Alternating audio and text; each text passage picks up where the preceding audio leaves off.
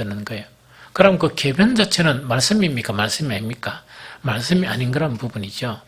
또 뿐만 아니고 바울이 이 복음을 전하게 되면 이거는 뭐냐니까 바울이 전한 복음은 바로 A였다 그러면 사람들은 뭐라고 이야기하느냐? 바울이 B라고 이야기했다. 이런 식으로 뭡니까? 곡해가 되어버리는 거예요. 그 자체를 이제 이야기하는 것이 뭔가니까 이 3절부터 그런 부분입니다. 그래서 요거는 그냥 간단하게 설명을 하고 말씀을 맡은 그 자체가 얼마나 중요한 것이냐가 오늘 가장 중요한 문제니까 그걸 좀 설명하도록 합니다. 그 3절에서 보니까 3, 4절에 보니까 어떤 자들이 믿지 아니하였으면 어찌하리요 그 믿지 아니함이 하나님의 믿으심을 피하겠느냐 그럴 수 없느니라. 사람은 다 거짓되되 오직 하나님은 참되시 다할지어다. 기록된 바 주께서 주의 말씀에 어렵다함을 얻으시고 판단받으실 때 이기를 하십니다. 한과 같으니라 하는 그 이야기다. 그죠? 그럼 이거는 여러 가지로 해석할 수 있는데 가장 중요한 해석은 이런 해석입니다. 자, 하나님은 전지전능하시잖아요. 전지전능하신 하나님이 누구를 택합니까? 유대인들을 택해요. 유대인들을 택하고 이 말씀을 줬잖아요. 이 말씀을 줬는데 그러면 하나님은 유대인들을 택하고 또한 말씀을 이렇게 맡기셨다 그러면은 유대인들이 버림을 받은 것은 하나님의 불의가 아니냐 하는 그 이야기예요. 이 무슨 말인지 알겠죠? 그래서 유대인은 뭐냐니까 그 유대인이 버림을 받았다는 그거는 있을 수 없는 이야기다 하는 그거 지금 이야기하는 거예요. 이 무슨 말이겠죠? 그런데 그 이야기를 어떻게 이제 묘사를 했는가 하니까 어떤 자들이 믿지 아니하였으면 어찌하리요 그 믿지 아니함이 하나님의 믿으심을 피하겠느냐. 요거는 무슨 말인가 하니까 유대인들이 하나님의 그런 선민으로 택했잖아요. 모세를 통해서 율법을 주셨죠. 주셨으면은 그러면은 뭐냐니까 그러면 유대인들이 좀 더 구원받아야 되지. 하나님의 선민으로 택함을 받은 사람들 중에 만약에 그 유대인들 중에서 믿지 아니한 사람들이 있다 그러면 믿지 아니한 사람들 자체가 하나님은 믿을 수 있는 분이 아니다. 이렇게 될 수 있느냐? 이렇게 되지 않겠느냐? 그거 지금 이야기하는 거예요. 그거 지금 이야기가 바로 이 부분이거든요. 그래서 어떤 자들이 믿지 않았으면 그 유대인들 중에 만약에 선민인데도 하나님을 안 믿었다 그러면 하나님은 진짜로 그 믿으심이라는 거는 뭐냐? 믿을 만한 분이다 하는 그것을 피하겠느냐 하는 그 이야기거든요. 그건 피할 수 없다는 이야기거든요. 그래서 그럴 수 없느니라. 사람은 다 거짓되되 오직 하나님은 참되시다 할지어다. 기록된 바 주께서 주의 말씀에 어렵다 하심을 얻으시고 판단받으실 때 이기를 하십니다. 요거는 이제 여러 가지 해석인데 주께서 주의 말씀에 어렵다 함을 얻으시고 판단받으실 때 이기를 하십니다. 그럼 이거는 이제 뭐냐니까 유대인들을 선택해가지고 유대인들이 뭔가 이렇게 믿지 않았으니까 낸주는 사람들이 온갖 이야기를 할 거 아닙니까? 그래도 최종적으로 하나님은 뭐냐니까 이 판단 받으실 때에 그것을 이긴다는 이야기다. 하나님은 오르시니까 정이시니까 그걸 이긴다는 그런 내용이에요. 원래는 이제 그런 내용이거든요. 그 다음에 한 가지 더가 뭐냐니까 이건 이제 곡해야 되는 그런 부분이에요. 말씀을 이 복음을 막 전하게 되면 이 바울이 전한 말 자체를 곡해버리는 그건데 그것이 5절부터 이렇게 이제 7절까지 나타나 있습니다. 그러나 우리의 불의가 하나님의 의를 드러나게 하면 무슨 말을 하리요? 내가 사람의 말하는 대로 말하노니 진노를 내리시는 하나님은 불의하시냐 하는 그 이야기다. 그죠? 요거는 뭔 이야기다. 그죠?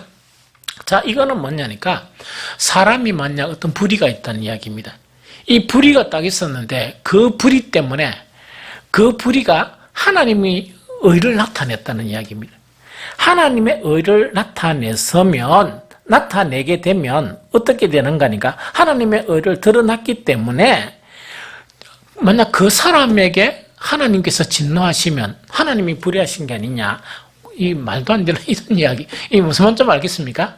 그럼 이거는 뭐냐니까 우리 중에 누가 이 불의를 행한 거라 불의를 당하니까 그 불의가 무엇을 드러나겠다? 하나님의 의를 딱 드러나겠다 그러면 그 하나님의 의로심을 드러나는 것을 잘한 거죠? 잘한 건 아니죠. 하나님 원래 의롭시단 말이에요. 그런데 이 말이 어떻게 되는가 하니까 그러면은 그 사람의 불의 때문에 하나님의 의가 드러났다 그러면 하나님이 불의한 사람에게 진노를 내리면 하나님은 이 불의하신 분이 아닌가 그 이야기입니다. 참 희한한 이야기를 하죠. 그러면서 이래 하니까, 그 다음에 이제 그 뒤에 6절에 딱 보니까, 이제 7절에 보니까, 6절에 결코 그렇지 아니하리라. 만일 그래야면 하나님께서 어찌 세상을 심판하리요? 그런 거는 절대로 있을 수가 없다. 그러면 어떻게 하나님께서 세상을 심판할 수 있겠느냐? 공의로우신 하나님이 그 이야기거든요. 그리고 7절에 보니까 그러나 나의 거짓말로 하나님의 참되심이 더 풍성하여 그의 영광이 되었다면 어찌 내가 죄인처럼 심판을 받으리요? 또는 그러면 선을 이루기 위하여 악을 행하지 않겠느냐? 어떤 이들이 이렇게 비방하여 우리가 이런 말을 한다고 하니 그들은 정죄받는 것이 마땅하리라. 자, 이거는 뭐냐니까 바울이 이제 뭡니까? 그 은혜의 복음을 막 전하는 거예요.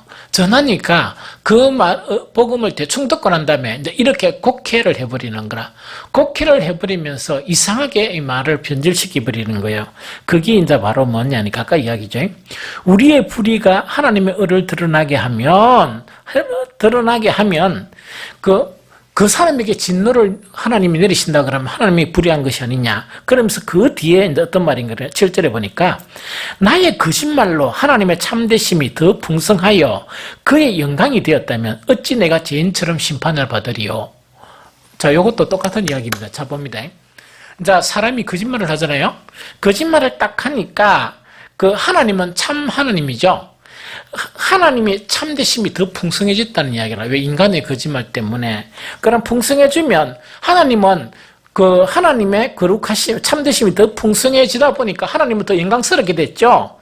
영광이 되었다면 어찌 내가 죄인처럼 심판받겠느냐? 바울이 이런 복음 전했습니까? 이게 이제 곡해라, 곡해. 곡해라는 거는 뭐냐니까 바울이 이 은혜의 복음을 전했는데 이런 이야기가 없는데 이건 누가 이야기했다?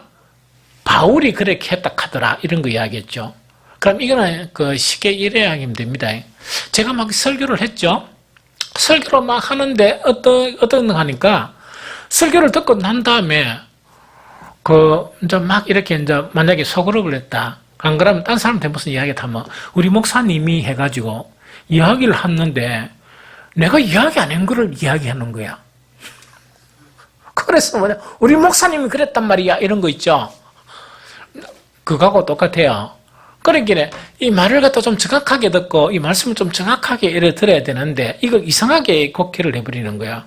그런데 내가 이야기 들어보니까 무슨 이야기인지 잘 모르겠는 거예요. 왜냐니까 나는 그런 이야기를 안 했는데 그렇게 이제 듣는 경우가 있죠. 그럼 이거는 이제 뭐냐니까 하나님의 말씀을 맡았더라도 뭔가니까 계속 말씀을 가지고 궤변을 일삼는 그런 형태가 나타나고 또 하나는 어떤 형태가 나타나는가? 그 말씀하고 다른 말씀이 이렇게 나타나는 그런 경향 자체에 대한 부분을 이야기하는 거예요. 이게 무슨 말인지 좀 알겠죠? 그런 부분이라 우세했던 그런 거거든요. 그래서 오늘 가장 중요한 건 뭐냐? 이런 거 이야기거든요. 로마서 1장에 뭐라고 아까 이야기했죠? 이방인들 모두 죄를 이야기했죠? 로마서 2장에 누구도 죄인이다? 유대인도 죄인이다. 이제 그렇게 하다 보니까, 이제 바울이 이제 스스로 질문하는 거예요. 그럼 유대인이 뭐가 더 낫단 말이냐? 유대인이 뭐가 더 낫단 말이냐? 이렇게 이야기하니까, 유대인이 더 나은 것들이 참 여러 가지가 많이 있는데, 그 중에서 가장 중요한 게 뭐가 가장 중요하다고요? 하나님의 말씀을 맡은 것 자체가 유대인에게 유익이다. 이 이야기입니다. 이 무슨 말 좀 알겠죠? 하나님의 말씀을 맡은 것 자체가 유대인에게 유익이다 이야기다. 그죠? 그러면 이거는 이렇게 해석해 봅니다. 우리가 이 세상 사람들 있죠? 세상 사람들이 있고 우리 그리스도인들이 있죠? 그리스도인들이 있으면 그리스도인들이 더 나은 게 뭐냐? 이렇게 이제 질문을 우리가 스스로 하게 되면 범사에 이 나은 것이 많지만은 가장 중요한 한 가지가 이 세상 사람들은 말씀을 안 가졌고 우리는 말씀을 가졌습니까? 안 가졌습니까? 말씀을 가졌다. 이거하고 비슷해요. 이것하고 비슷한 거야. 그래서 오늘 이 말씀이 아주 중요하거든요. 그러면은 여기서 이제 모순이 있는데 뭐냐? 아까 이야기했다. 그죠? 유대인들의 더 나은 것이 하나님의 말씀을 맡는 것이 참 더 나은 것이었다. 그런데 결론적으로 보면 어떤 부분이 이제 결론입니까? 결론적으로 보면 유대인들은 하나님의 말씀을 맡았지만은 나중에 이제 우리 나눠 보면 뭔가 하나님의 부름을 받게 되거든요. 그러면은 하나님의 말씀을 맡았다는 그 의미가 어떤 의미냐? 이거를 좀 설명했으면 좋겠다는 생각이 듭니다. 자, 유대인이니까 우리가 신약보다 뭘 갖다가 보는 게 좋겠냐면 구약을 보는 게 좋겠죠. 왜? 구약의 그 율법을 갖다가 유대인이 맡았단 말이야. 그러면 이게 어떤 의미냐? 이건 오늘 그건 탁 정신 차리고 들어야 됩니다. 차리고 듣고 난 다음에 또 여러분들 이야기 서로 나누면서 이상하게 말을 바꿔보지 말고 오늘 사모는 내가 체크를 안 해볼 거야. 상태가 보니까 지금 다 안 좋네. 자, 잘 들어야 됩니다. 오늘 요거는 말씀을 맡았다는 게 어떤 의미냐.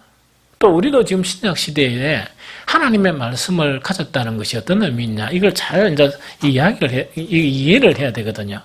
그러면 우리 이제 유대인의 그 역사를 보면 이야기다, 그죠? 이 창세기에 보면 하나님께서 천지 창조를 하시잖아요. 창조를 하고 난 다음에 하나님께서 인간을 지으신단 말이야.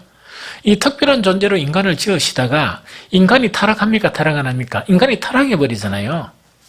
인간이 타락을 했는데 이 타락한 인간을 구원하시기 위해서 구원하시는 일이 하나님으로부터 시작됩니까? 안 됩니까? 시작이 돼요. 그러면서 창세기 12장에는 누가 부름을 받습니까?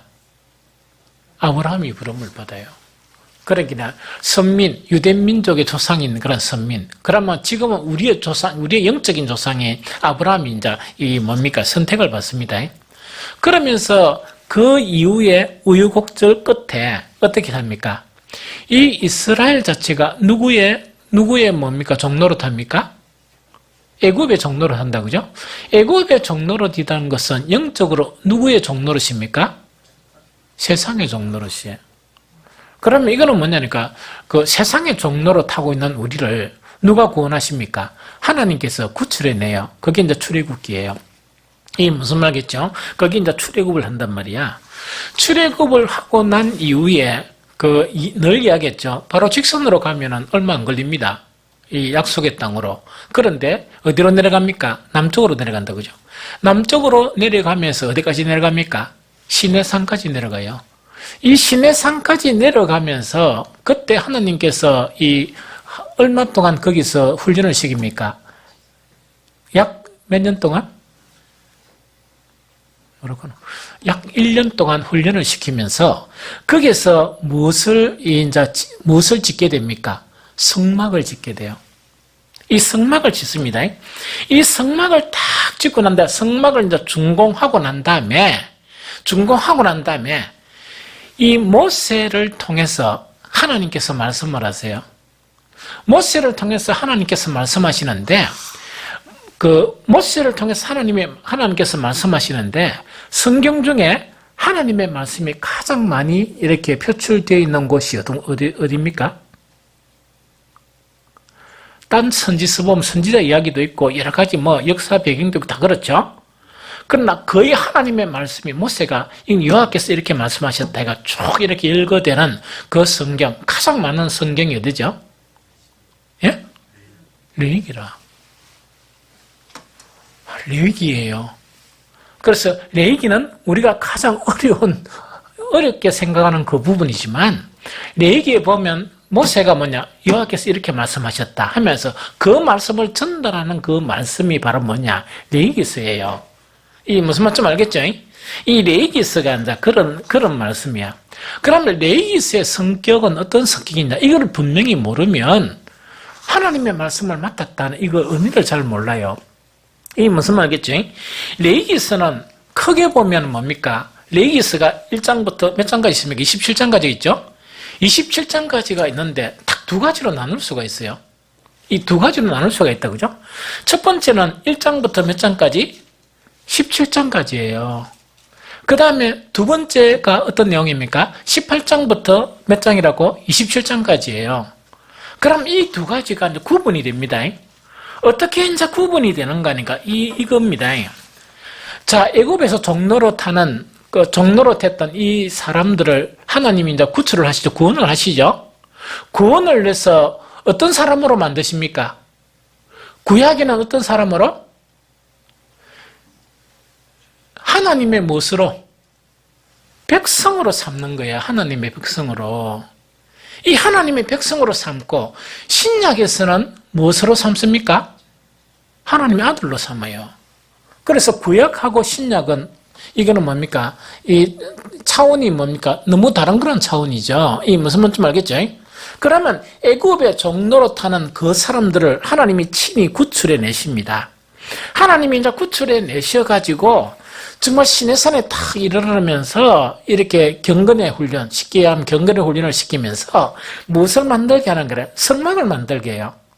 성막 있죠? 이 성막을 만들고 난 다음에 딱 만들고 성막이 완성되고 나니까 하나님의 말씀이 모세를 통해서 하나님이 말씀하시는 거야.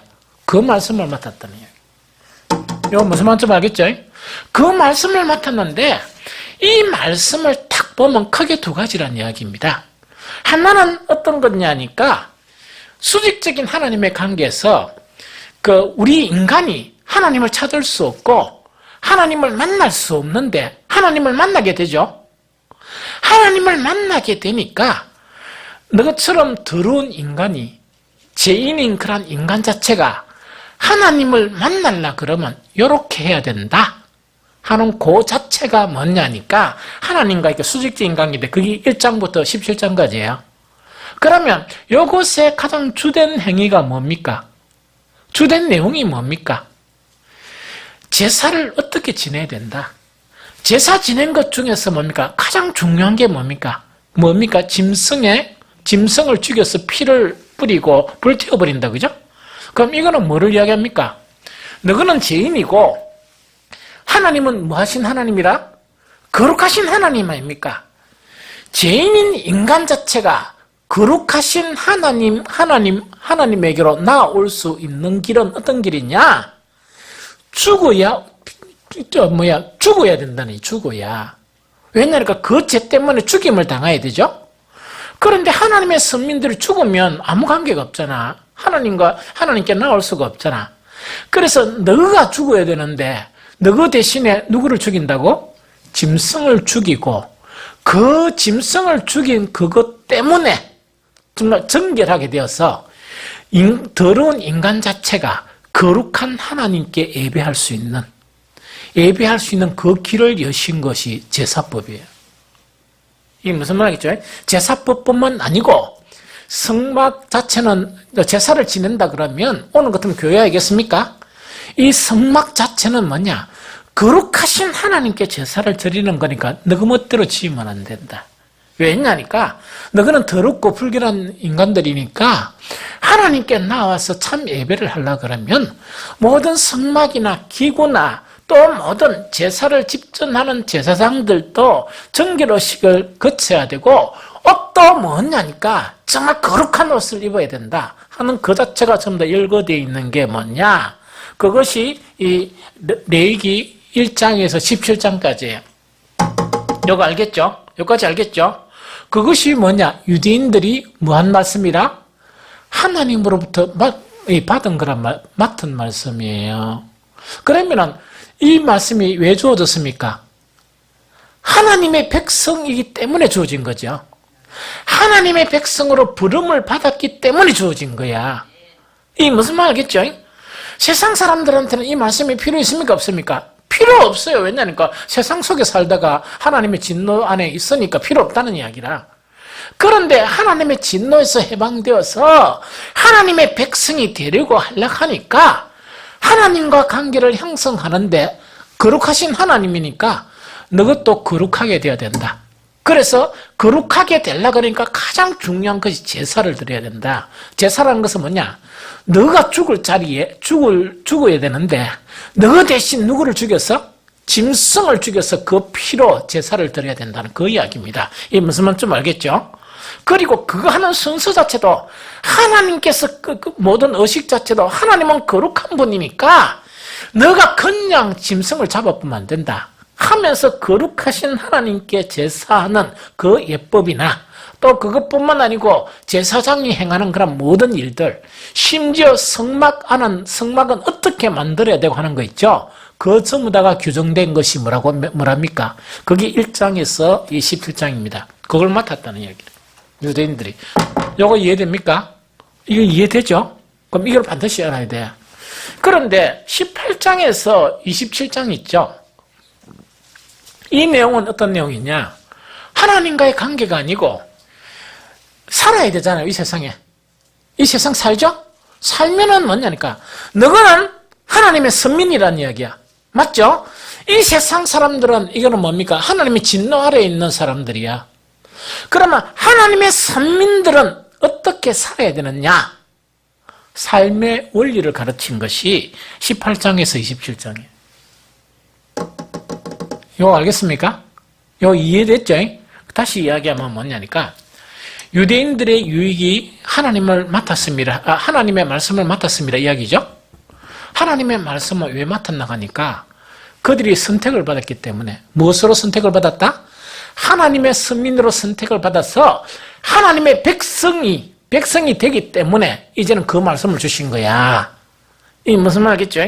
왜냐니까 그 말씀을 주시면서 하나님의 백성들은 하나님께 나올 때 이렇게 해야 되고 하나님의 백성들은 이 세상 살면서 이렇게 살아야 된다. 왜? 너희의 하나님은 뭐한 하나님이라?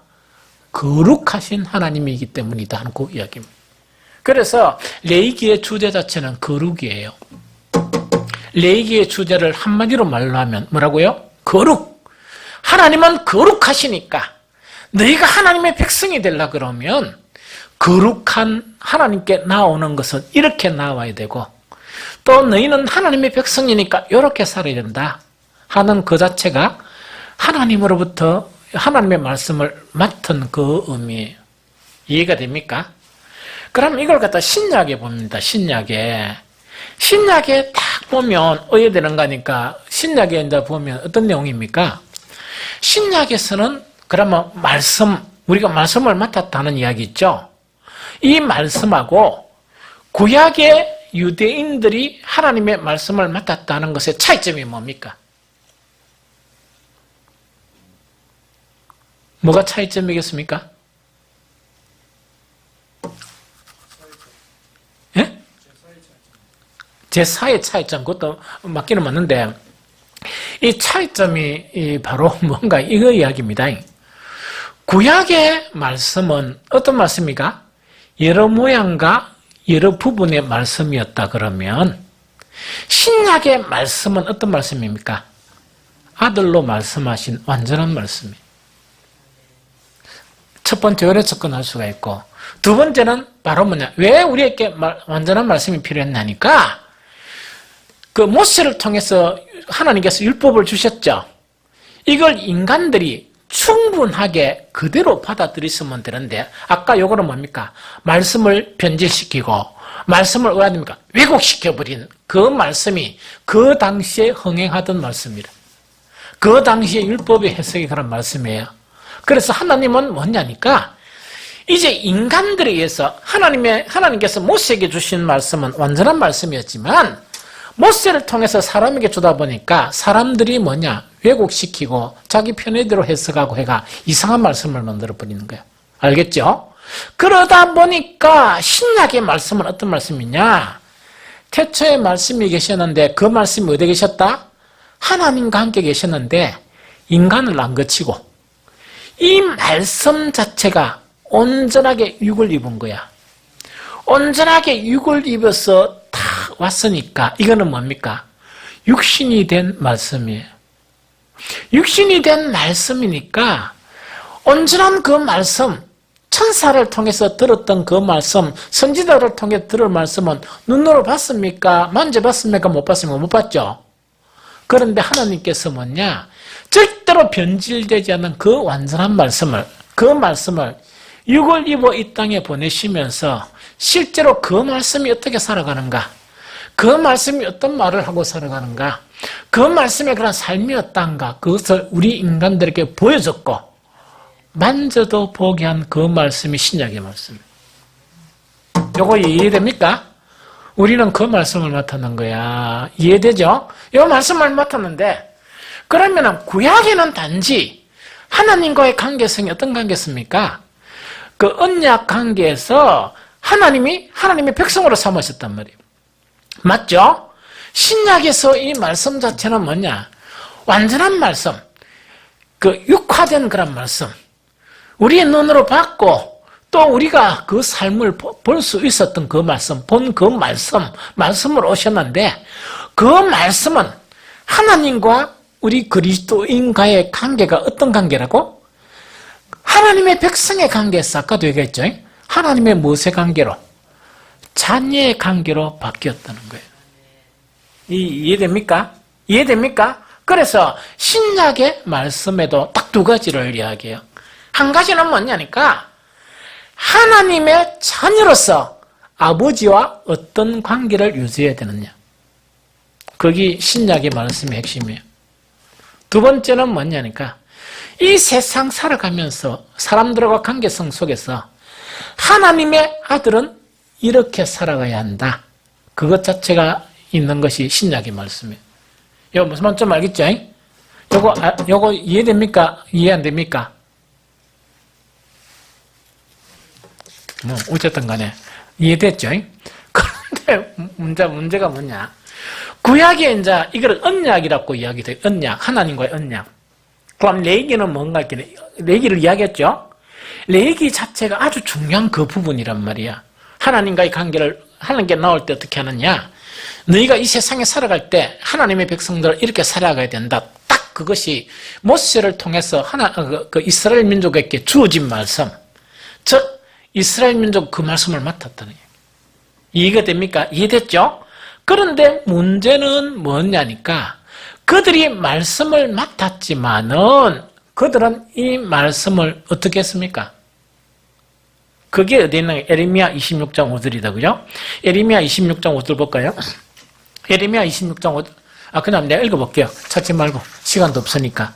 에레미야 26장 5절에 보면 내가 너희에게 나의 종 선지자들을 꾸준히 보내 그들의 말을 순종하라 하였으나 너희는 뭐했다? 순종하지 아니하였느니라. 이 무슨 말이겠죠?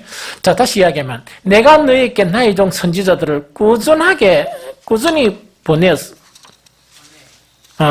보내가지고 그들의 말을 순종하라고 했으나 너희는 순종하지 않았느니라. 이야기다. 그죠? 그럼 요거는 이제 뭔가 이런 이야기다. 그죠? 자, 봅니다.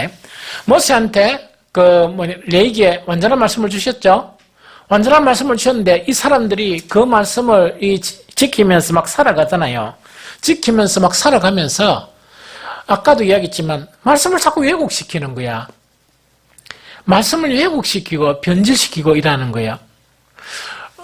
말씀은 왜 왜곡시킵니까? 지금도 말씀을 왜곡시킬 수 있습니까? 없습니까? 말씀을 왜곡시키는 거는 왜 왜곡시켜요? 예? 맞아. 하나님께 순종해야 되는데 말씀은 무엇 때문에 줬습니까? 하나님의 백성으로서 살아가기 위해서 주신 말씀이죠. 그런데 우리 속에는 뭐가 있습니까? 거짓과 육신의 정욕과 이런 거 있죠. 이것 자체가 요구하다 보니까 이 요구에 자기가 지는 거야. 지다 보니까 끊임없이 왜곡시키는 거, 합리화시키고 왜곡시키는 거. 이거는 구약에도 있고 신약에도 계속 있어요. 좀 있으면 이제 이야기하겠지만 이걸 가장 경계하고 가장 두려워해야 돼. 그런데 자기들은 다 말씀을 이렇게 지켰다. 말씀을 지켰다 하는 게 뭡니까? 신약에 보면 부작하는 자체가 뭔가 있긴 해. 나 율법 다 지켰습니다. 어릴 때부터 지켰습니다. 이야기다. 그죠? 그 이제 다 지켰다고 이야기를 하는 거야. 그 지켰다는 건 다 지킨 건 사실 아닌데 다 지켰다고 이야기한단 말이야. 그게 이제 자꾸 합리하다 보니까 내가 뭐가 문제가 있노 신앙에 이야기라. 문제는 뭡니까? 말씀을 변질시키고 말씀을 왜곡시킨 그런 문제가 있는 거예요. 유대인들처럼. 그럼 그 자체가 뭐냐? 그러다 보니까 끊임없이 그 부분 자체를 갖다가 누구를 통해서 책망합니까? 선지자를 통해서 책망해요. 그 시대에 범죄한 그 내용 자체를 선지자를 통해서 이 책망을 하지만 선지자 말 들었습니까? 안 들었습니까? 안 듣고 계속 불순종했다는 그 이야기입니다. 그런데 이 불순종 자체가 얼마나 심각한가 하니까 가장 대표적인 말씀이 누구한테 사무엘이 누구한테 이 사울에게 한 말씀 중에 이가 있는데 사무엘상 15장 22절 23절에 보면 순종이 뭐보다 낫고 제사보다 낫고 듣는 것이 순양의 기름보다 나으니 이는 거역하는 것은 점치는 죄와 같고 완고한 것은 사신 우상에게 절하는 죄와 같음이니다. 요 이야기입니다. 그럼 요거는 이제 무슨 말인가 이야기입니다. 이거 우리가 잘 새겨드려야 될 부분입니다. 항상 말씀의 왜곡은 인간이 들어온 정욕에서 나와요. 인간의 욕심과 정욕에서 나와요. 그러면 이 사울이 사실은 인품이 대단했어요. 그 당시에 사울보다 이스라엘에 우수한 적이 없었습니다. 했는데 왜 그런가 하니까 정말 이제 모든 이 남자 여자 아들까 다 죽이고 뭐까지 죽이라? 모든 짐승들까지 싹 다 이렇게 삭슬이하라 이렇게 딱 하니까 짐승들을 보니까 탁 죽이려고 하니까 사람은 잘 죽이는데 짐승은 죽이려고 하니까 너무 토실토실하고 자기들은 그런 고기를 무보지를 못했단 말이야. 그래 딱 되니까 허접한 거는 싹 죽이고 왜 됩니까? 이거를 그냥 살려두면서 어떻게 변질시킵니까? 누구를 위하여? 하나님을 위하여. 하나님께 제사 드리려고 나왔다, 그죠? 하나님께 제사 드리면 전부 다 드립니까? 일부만 드리고 나머지 저거 논아 먹습니까? 저거 논아 물렀고. 저거 논아 물렀고, 이제 하거든요? 그럼 이게 이제 그들이 이제 욕심에서부터 하나님의 말씀을 변질시켜요. 이런 성향이 너무너무 많이 있어요. 이게 오늘날 교회에서도 이런 성향이 있습니다. 그래서 말씀을 떠나는 거는 왜 떠나는가 하니까 욕심에 치우치다 보니까 이렇게 이제 말씀을 변질시키고 왜곡시키고 합리화시키고 하다 보면 nen조는 복음하고 다른 그런 세계 속에 빠져 있는 거예요. 이거거든요. 그래서 이 이야기다, 그죠? 자, 하나님께서 이제 이 모세를 통해 주신 말씀은 뭡니까? 거기에서 하나라도 치우치면 됩니까? 안 됩니까? 하나로 치우치면 죽음이에요. 죽음이다, 그죠? 아론의 아들들 맞죠? 뭐를 갖다가 하나님께 드려서? 불 맞죠? 응? 자관, 하나님이 드리려 한 건 안 드리고, 조금 변경시켜서 드리는 거야. 그러다 보니까 바로 죽었어요. 이 무슨 말인지 좀 알겠습니까? 왜냐니까 하나님의 거룩을 훼손하는 거거든. 그러면 그 말씀은 다 지켜야 됩니까? 안 지켜야 됩니까? 다 지켜야 돼요. 그런데 다 지키지 못하는 것은 뭐냐? 항상 합리화와 변질 자체가 우리 속에 있는 그런 재성 있죠? 육신의 그런 이것 자체를 차단하지 못하다 보니까 이것을 이기지 못해서 이거는 뭡니까? 말씀을 자꾸 바꿔버리는 거예요. 이렇게 변질시켜버리는 거예요. 이 무슨 말인지 좀 알겠죠? 그래서 뭐라고 얘기하는가? 순종이 제사보다 낫고 듣는 것이 순양의 기름보다 나으니 이는 거역하는 것은 점치는 죄와 같고 완고한 것은 사신 우상이 절하는 죄와 같습니다. 자, 이거는 뭔 얘기냐? 쉽게 하면 이야기입니다. 이 당시 제사는 뭐냐? 하나님이 정하신 거예요. 하나님께 나올 때는 반드시 제사를 드려야 된다. 왜? 하나님은 거룩하시니까 너희는 거룩하지 않기 때문에 너가 죽어야 되는데 너가 죽음 대신에 누구를 죽인다고? 짐승을 죽이고 내한테 나오라 이 이야기거든요. 그럼 제사는 철칙입니까? 철칙 아닙니까? 철칙이죠. 철칙이죠. 그런데 제사 자체보다 더 중요한 게 뭐라고? 순종이다. 그러면 제사만 자꾸 드리고 나머지 영역을 불순종한다는 거 있죠. 이거는 뭡니까? 옳단 말입니까? 옳지 않단 말입니까? 옳지 않다는 이야기입니다. 또 듣는 것이 순양의 기름보다 낫다는 것이 뭐냐? 내 말을 들어야 된다. 우선은 내 말을 듣는 것이 낫지 순양의 기름을 아무리 짜봐야 아무리 양을 많이 가져오고 순양을 많이 가져오도 의미가 없다는 이야기입니다. 그럼 이거는 뭐와 같은 거 이런 이야기다, 그죠? 오늘날에 만약에 우리가 신앙생활을 한다 그러면 나름대로 막 헌신하고 열심히 있고 막 이래 하죠. 그 열심보다 더 중요한 게 뭐라고요? 말씀 지키는 거예요. 말씀대로 사는 거. 말씀대로 사는 거란 말이에요. 말씀대로 살아야 되는데 이거는 뭐냐니까 열심 때문에 그것 때문에 말씀을 지키시는 그거는 아주 잘못된 신앙이다 그걸 이야기합니다. 그러면서 이는 거역하는 것은 점치는 죄와 같고 완고한 것은 사신 우상 숭배하는 거 있죠. 그거는 막 이렇게 안 하려고 하잖아요. 하나님의 말씀을 거역하는 것이 우상 숭배하는 거 똑같다. 점치는 거하고 똑같다. 그만큼 순종 자체가 중요하다는 그 이야기입니다. 왜냐니까 맡은 하나님의 말씀은 무슨 말씀이라? 하나님과 도저히 구원받을 수 없는 자리에서 하나님의 백성이 되었죠. 하나님 은혜로 백성이 되었으면 너희가 계속 하나님의 백성으로 살아남으려고 그러면 이렇게 해야 된다. 그것이 말씀을 맡은 그 말씀이에요. 그럼 신약에 같으면 왜단 말입니까? 우리가 그리스도의 말씀대로 살아야 되는 것은 바로 뭘 의미하는 거니까 구약에는 그냥 하나님의 백성이 되었다 그러면 우리는 지금 뭡니까? 하나님의 자녀가 되었죠. 너희가 하나님의 자녀로서 이 세상에 살아남으려고 그러면 뭘 해야 된다? 너희들은 말씀을 지켜야 된다는 그 이야기입니다. 이거 무슨 말인지 알겠죠? 그래야 뭐냐? 주님과의 관계가 형성되고 사람과의 관계가 형성된다는 그거 지금 이야기합니다. 이거 좀 이해가 됐죠?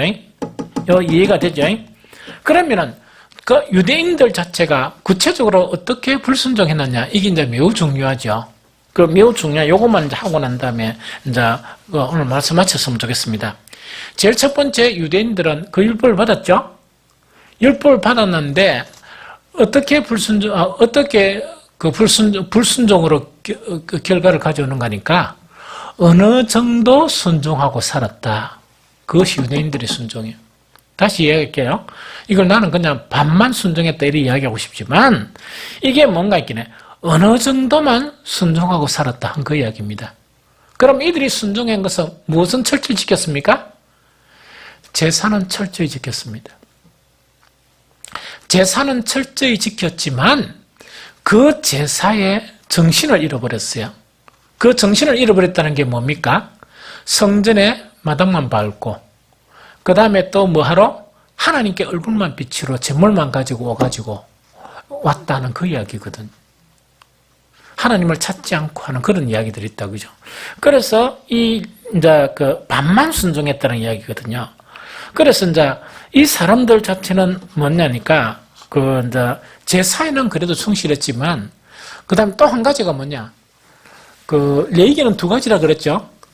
하나님께 나오는 하나고 하나는 너희들은 하나님의 백성이니까 이렇게 살아야 된다는 거, 그 두 개 말씀이라. 이렇게 살아야 된다는 그 자체를 또 살지 못한 거야. 그래서 제사만 열심히 들여다 보니까 그 선지자들을 통해서 책망한 것이 뭡니까? 제발 좀 제사 가오지 마라. 진리 붙다 이야기죠. 이제 너희가 월삭이나 정말 이 모든 안식일이나 모든 거 지키는 거 안 했으면 좋겠다. 왜냐면 너무 지겹다. 그거는 어떤 말입니까? 하나님이 주신 그런 말씀 자체를 온전하게 지킨 게 아니고 형식적으로만 겉핥기식으로만 이렇게 순종했기 때문에 그것을 불순종이라 이야기해요. 이해됩니까? 그 다음에 두 번째는 아까 뭐라 했습니까? 두 번째는 뭐냐니까 그러면은 유대인들이 어떻게 불순종했다 그러냐 하니까 아까도 이야기했죠. 끊임없는 뭐와? 궤변. 끊임없는 궤변과 합리화를 통해서 불순종했다는 이야기거든. 부모에게 순종하고 부모를 공경하라 이러면 뭔가 하니까 이 궤변을 만드는 거예요. 내가 가지고 있는 게 여기 있는데 하나님께 드리다가 다 드립니까? 일부 드립니까? 일부 드리고 난 다음에 하나님께 드렸으니까 부모한테 안 줘도 된다. 이 이야기 있죠. 이런 궤변을 만드는 거예요. 아주 흉악한 놈들이 있답니까? 이런 궤변을 만드는 거야. 끊임없이 궤변을 만드는데 말씀 자체는 해석이 필요하기는 필요한데 그 해석을 어떻게 했단 말이고? 하나님의 말씀으로 해석한 게 아니고 저거 편리대로 해석하는 거예요. 이게 이제 불순종하는 형태가 이런 부분입니다. 그래서 쉽게 이야기하면 영의 말씀을 무슨 말씀으로 바꿨다? 육의 말씀으로 바꿨다니. 육의 말씀, 사회적인 말씀으로 바꾼 거예요. 이러다 보니까 이 하나님께서 얼마나 힘들었겠어요. 그럼 이것 자체가 뭐냐? 구약에서는 어떤 형태가 나타납니까? 구약에서는 자, 끊임없는 계변하고 합리화가 어떤 형태로 나타납니까? 거짓 선지자를 만드는 거예요. 자, 하나님 참 선지자 보내죠? 보내면은 거짓 선지자가 그것도 있겠습니까? 없겠습니까? 있고, 거짓 선지자가 권세가 더 많습니까? 많습니까? 권력과 결탁하게 된 권세가 더 많아요. 수자도 많고, 맞죠? 그리고 또 그들은 연합하고 이란단 말입니다. 거짓 선지자가 왜 나타납니까? 거짓 선지자가 왜 나타나죠? 그거는 뭐냐? 그 백성들 자체가 거짓됐기 때문에, 거짓을 찾기 때문에 나타나요. 백성들이 좀 다 깨어있고 하나님 백성으로 살면 거짓 선지자들이 발을 붙입니까? 못 붙입니까? 못 붙이죠. 거짓 선지자가 많다는 것은 뭐를 이야기합니까? 그만큼 타락했다는 이야기라. 즉 하나님께 그냥 이 위선적으로 순종만 하지, 위선적으로 순종하지 자기의 육으로 살고 싶은 거예요. 이러다 보니까 거짓 선지자들이 이제 출현을 하게 되는 거예요, 사실은. 무슨 말인지 좀 알겠죠? 그래서 이제 이래 되고, 그럼 신약에서는 왜 됩니까? 신약에서도 계변이 계속 나타나요. 변질이 계속 나타나요. 그러면서 이거는 이미 예언된 거죠. 디모데후서 4장 3절 4절에 보면 왜 됩니까? 때가 이르느니 사람이 바른 교훈을 받지 아니하며 기가 가려워져 자기 사욕을 따를 서성을 많이 두고 또 그 길을 진리에서 돌이켜 헛단한 이야기를 따르리라 이렇게 돼 있어요. 이게 이제 무서운 거야. 그럼 다시 정리할게요. 말씀을 맞는다는 것은 바로 뭐냐니까 언약 관계에서 말씀을 맞는 거예요. 말씀을 맞는 거야. 그게 유익이라. 그럼 쉽게 이야기하면 이 세상 모든 사람들은 어디 안에 놓여 있습니까? 하나님의 진노의 안에 놓여 있어서 다 어디 가야 됩니까? 지옥 다 가야 돼요.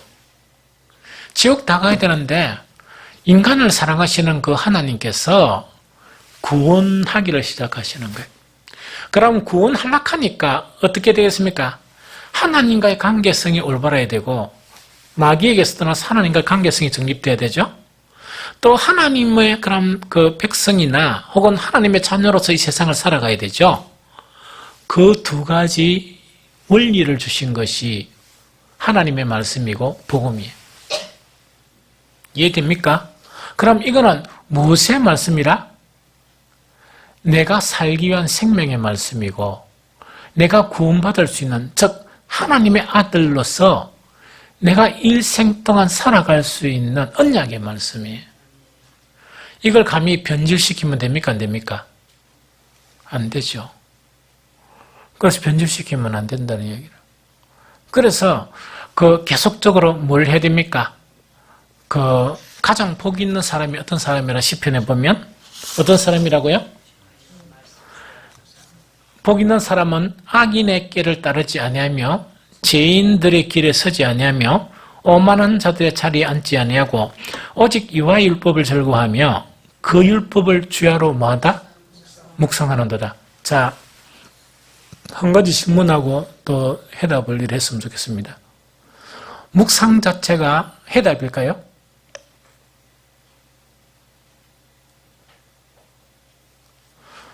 목사도 주어진 시간이 늘 여러분들하고 생활 안 하기 때문에 목사도 또 묵상하고 이래야 되잖아. 설교하고 끝나죠.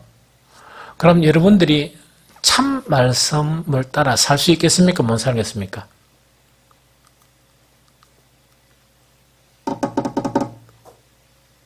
묵상은요, 해답이에요. 묵상은 왜 해답인가 설명할게요. 왜 해답인가 설명할까요? 하나님을 발견하죠. 하나님이 창조주시다. 우리 타락한 인간들을 구원하실 수 있는 분이시다. 이걸 믿고 예수 그리스도는 우리의 구세주라. 하는 것이 믿게 되죠. 믿게 되죠. 그런 말씀이 있는 거야. 그런 확실한 믿음이 있으면 이것을 어떻게 해야 되느냐 이렇게 묵상하죠. 묵상하면 믿음이 확실한 사람은 항상 누구 편에서 생각합니까? 그렇지. 믿음이 있는 사람은 항상 주님 편에서 생각해요. 그래서 이게 무슨 말씀이냐 하면서 뭐냐니까 구원 하나님 아들로 남아있으려고 계속 하나님 편에 생각하는 거예요. 그게 묵상이에요. 그게 묵상이라고 막 읊조리면서 생각하는 거야. 그런데 하나님은 우리에게 누구를 보내주셨다? 성령을 보내주셨어요. 우리 안에 있는 성령이 항상 해답을 보여주세요. 그런데 그 묵상이 안 되거나 가짜 묵상, 공상하는 사람이 있죠. 이런 사람은 어떤 사람인가 하니까 하나님은 하나님이시다. 예수 그리스도는 나의 구원의 주님이시다. 이렇게 믿는 믿음이 없고 어떤 믿음이라고요? 세상 살아가는 문제가 너무 큰 거야. 무슨 말이겠죠? 살아가는 그런 문제나 여러 가지 문제가 크고 욕심이나 이런 거 있죠. 성경에서 버리라는 건 하도 안 버리고 이 주 담화가 너무 많이 가지고 있어요. 이 욕심이나 뭐 세상 명예욕이나 이런 거 있죠. 이걸 너무 많이 가지고 있어. 이거를 근거로 해가 생각하면은 하나님 편에서 말씀을 생각하겠습니까? 육신의 정력대로 말씀을 생각하겠습니까? 그게 차이점이에요. 그러면 또 요거를 갖다가 가야 하는 누가 있다고? 구약 같으면 거짓 선지자, 신약 같으면 뭡니까? 거짓 선생들이 절규하겠어요. 그러면은 이 사람의 마음의 기가 어디 가 있습니까? 육신의 정력에 가 있죠. 그러면 누구를 찾아가겠습니까? 답답한 사람이 점집 찾아간다고 찾아다니는 거예요. 무슨 말이겠죠? 우리에게는 이미 하나님 해답을 주셨습니까? 주셨습니까? 아무도 우리 가르칠 필요 없어요. 해답을 다 주셨어요. 묵상을 하면 돼. 믿음만을 갖고 성령을 의지해서 하면 순간순간 우리를 바르게 하고 우리를 온전케 하면서 하나님의 자녀로서 하나님과의 관계를 정확하게 해나가요. 정확하게 해나가고 또 그것뿐만 아니고 그런 삶도 성경을 통해서 뭐 한다고? 주님의 그런 백성으로서 살아갈 수 있어요. 이거는 어릴 때부터 나타난 경우가 있어요. 참 신기해요.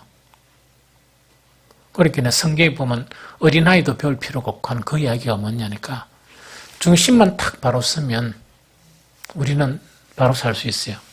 무엇을 통해서? 우리의 묵상을 통해서. 기도와 우리의 묵상을 통해서 우리는 바른 길로 인도함을 받을 수 있어요. 그런데다가 또 뭐가 있습니까? 목사가 계속 설교도 하잖아. 여러분들이 공부를 못하니까 여러 학자들이나 여러 영성이 깊은 그런 분들의 자료를 가지고 계속 또 공급도 하잖아요. 그래서 우리는 그렇게 나아갈 수 있어요. 단지 뭘 해야 돼? 우리 헛된 야망이나 이 세상의 영광이나 욕심이나 이걸 버려야 돼. 정욕 이걸 버리면 돼요. 그래 버리면 말씀이 보여요. 말씀이 들리고 내가 어떻게 살아가야 될까 그걸 알 수가 있어요. 이해가 되겠죠? 그래서 오늘 말씀 자체는 뭐냐니까 유대인이 하나님의 말씀을 맡았다는 의미가 이런 의미이다. 그래서 말씀을 지키고 따라가는 것은 이만큼 중요하다. 이게 무슨 말이겠죠? 그것을 마음에 새기면서 이제는 진리의 말씀을 따라서 말씀이신 예수 그리스도를 따라서 살아가는 저와 여러분들의 삶이 되어야 됩니다.